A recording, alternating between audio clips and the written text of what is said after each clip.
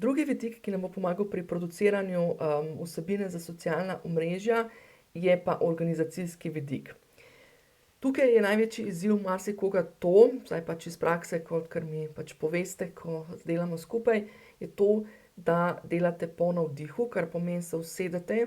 ali pa ne vem, pač ja, kakorkoli, rečete, okej, zdaj pa rabim nekaj napisati, pobrskate po glavi, po idejah, ne, po možnosti niti ni usklajeno s tistim, o čemer sem govorila v prvi točki,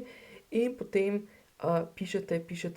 ne, in potem ena objava rata dolga, ne vem, več kot 2200 znakov za Instagram oziroma pač rata toliko dolga, da bi praktično bile lahko, ne vem, 3-4 objave iz tega. Zdaj, ena stvar, jaz razumem, za marsikoga je to, bom rekla, navdihnjena akcija, v smislu takrat pridejo najboljše zadeve ven iz nas, je pa dejstvo to, da najboljši, bom rekla, vsi kovči, mentorji, izobraževalci, ki jih vidite, recimo, da producirajo velike količine materiala, da se pojavljajo veliko na socialnih omrežjih in tako naprej,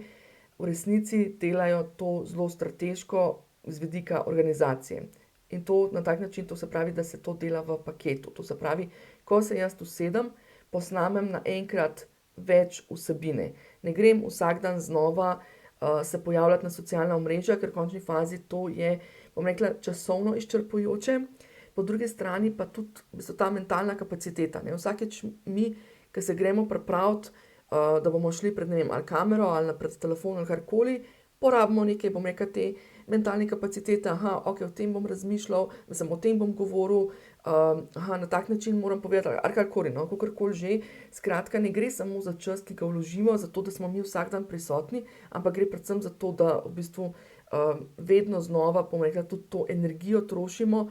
zato, da to vsebino pripravljamo. Če pa se mi to usedemo v enem paketu, bi rekla, ne, in v enem paketu velja za pisanje in velja za snemanje. Če v enem paketu to naredimo, ne vem,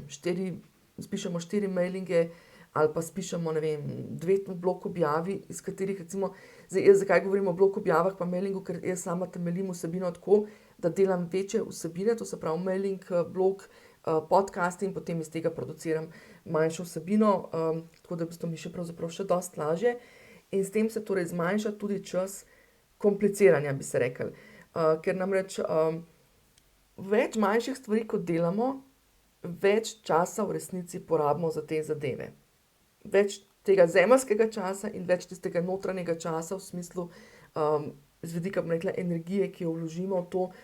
z vidika mentalne kapacitete, da se za to pripravimo in tako naprej.